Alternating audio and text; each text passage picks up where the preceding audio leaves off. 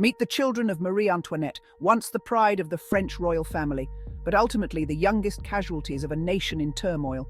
Stripped of their titles, imprisoned and separated from everything they once knew, each of them faced a fate more tragic than the last. Today, we'll uncover the heartbreaking stories behind Marie Antoinette's children and the brutal end of the Bourbon dynasty. Born the 17th of December 1778, Marie-Thérèse Charlotte, also known as Madame Royale, was the firstborn child of Louis XVI and Marie Antoinette, and the only to reach adulthood. She enjoyed a luxurious upbringing in Versailles, but by 1792 her family was imprisoned during the Revolution, and she endured the trauma of seeing her family members taken from her one by one. Marie-Thérèse was just 14 when her father, King Louis XVI, was executed. Her mother, Marie Antoinette, was sent to the guillotine months later, leaving her isolated and traumatized in prison. After 3 years of imprisonment, she was released in a prisoner exchange and went into exile. Although she eventually married her cousin Louis Antoine, her life was marked by loss, isolation, and a struggle to reconcile her tragic past with her duties as the last surviving child of Marie Antoinette.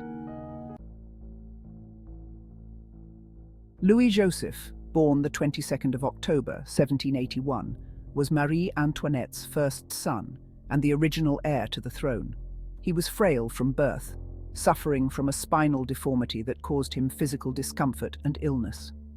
The Dauphin's health continued to decline, and he died at just 7 years old in 1789, the same year the French Revolution began. His early death deeply affected his mother and altered the line of succession, placing his younger brother, Louis Charles, as the new Dauphin. His death, occurring just as the revolution was taking shape, marked the beginning of a cascade of losses for Marie Antoinette, adding to the Queen's emotional toll. Upon his older brother's death, Louis Charles III, born child of Marie Antoinette and King Louis, became the Dauphin and heir to the throne, but he was soon caught in the revolution's violence, becoming a prisoner along with his family. After his parents' executions, Louis Charles was kept in solitary confinement and suffered severe neglect and abuse. He was left in squalid conditions, isolated from human contact, and subject to physical and psychological torment. In July 1793, he was put into the care of an abusive cobbler, where he was reportedly raped by prostitutes and beaten by jailers.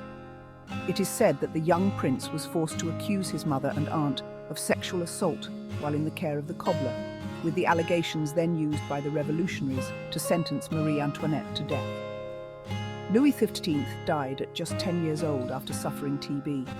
The physician who looked after him removed and smuggled the young prince's heart from his body, preserving it in a crystal urn, which was passed around France until it was finally laid to rest in 2004.